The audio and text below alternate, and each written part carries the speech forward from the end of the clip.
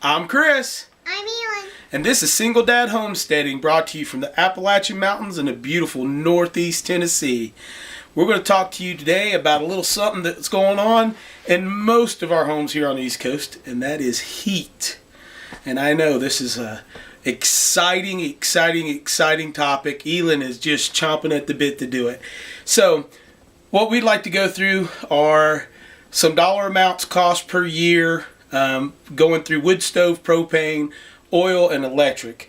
I believe in doing everything in a triangle and having three ways to provide anything: water, heat, food, anything of that nature on your homestead, in your life, in your apartment at home, anything of that nature. So without saying any more, let's get into this. We have a Pioneer Maiden wood cook stove, and the way that I broke this down was I took the cost of the stove, the cost of the pipe, and I broke it down over a 10-year period, and I added that amount into the final dollar amount per year, per type of heat, to what it's going to cost you. And we'll see. I was a little surprised on how everything broke down to when I looked it up, national averages and things of that nature. So I'm just giving you what we pay here in this area. So for the wood cook stove in this area, if you're purchasing a cord of wood, it's about $100 to $120, depending on if you're getting good hardwood, locust, things of that nature, good oak. So if you take that and say you have to provide heat for 5 to 6 months out of the year, you break everything down, it comes out to about $2,258 per year for heat with purchasing your wood. Now, here's the funny part. If you average an 8-hour day to cut, buck, split, stack a 4-foot by 4-foot by 8-foot long cord of wood, it's actually going to cost you more if you do an hourly rate of, say, $15 to $20 an hour, which most of us are worth that, if not a little more.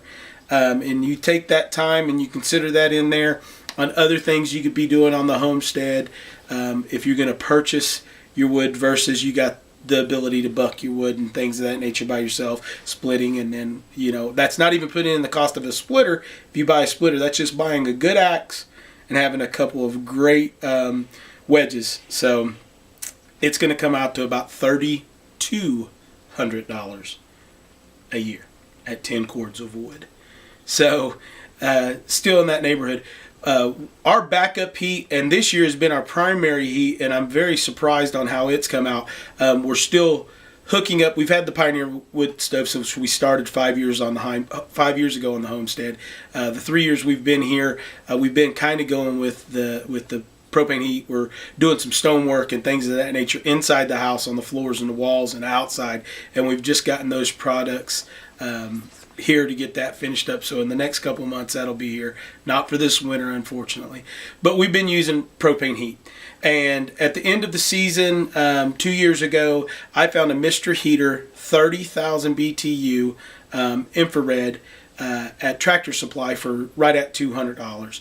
So with that, I'm getting a 100-gallon tank, propane tank filled. It's a 100-pound propane tank. It's 26.4 pounds usually to fill that tank, somewhere roughly with what's left over in the tank. And I get that filled for $50 a tank. It took us 10 tanks to get through the season last year. So if you average out the cost of your heater over a 4-year period, because they don't last as long, your pipe, your copper pipe for running your lines, your regulator, $50 a tank of fuel at 10. It comes out to roughly $850, $950 per year to heat your house with your propane. Now, with that said, that was 10 tanks of fuel last year, and I also run my grill. I also run a tankless hot water heater off of mine, so I'm getting my hot water, and I'm using 20-gallon-pound tanks that I averaged into that cost of everything at $950. And I also can run a backup small Mr. Buddy 2i heater just in case something happens and the big heater goes out. I have that there.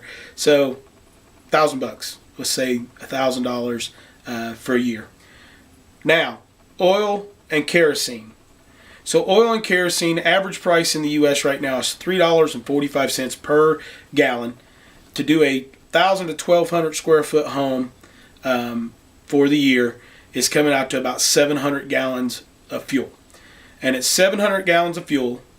Put in, say, $1,000 to buy your stove, your tank, your lines, your filters, all of that good stuff. Divide it all up into the year for, let's say, 10 years as well. We'll go with that before you have to do any major overhauls, anything.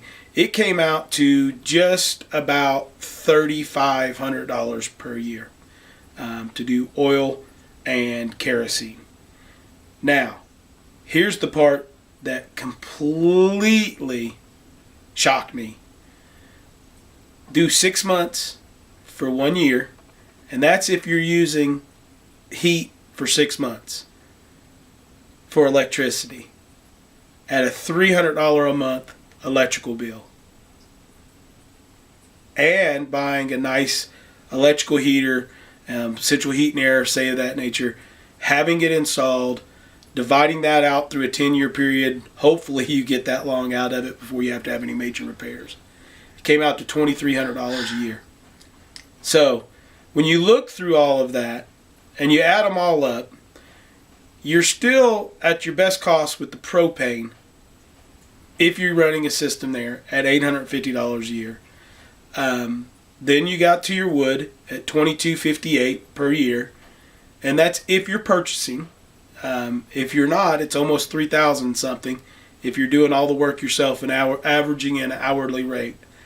And the highest one was the kerosene. I was a little shocked through all of this when I sat down, pulled up the national averages, went online, looked at several different places. Every place was within 2 or 3 cents on the average for kerosene and oil, heating oil. That was $300 a month was about the average in colder areas for electric heat in your home. The propane, that was about $50 to $70 depending on where you're at. I did that exactly how I have it here at the house using it. So, in my opinion, you're still kind of grid tied to it, but the propane is your best bet. Our home stays very nice with the 30,000 BTU Mr. Heater. We're not affiliated with them. This isn't a shout out to them for their product. We've not really had any issues. We have a thermostat control in it and a blower. We don't use the blower just because it actually heats better without it. And we keep it on about a 3. And that's all the time, and it stays about 68 to 72 depending on the temperature and how hard the wind's blowing outside. So with that said, that is our heating video today. More of a learning experience there. So go on, do your research, look at your area, look at the prices for everything.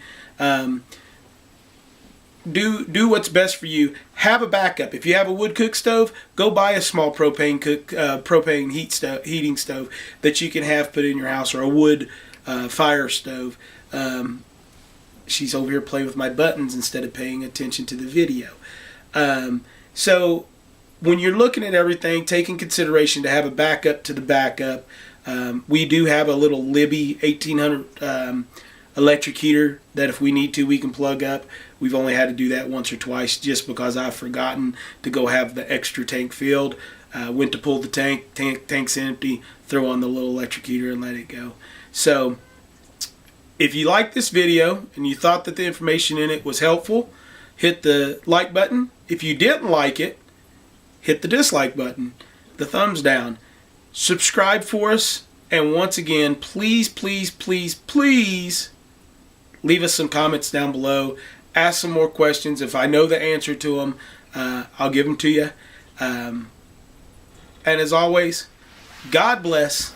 Live with what God gives you. And bye.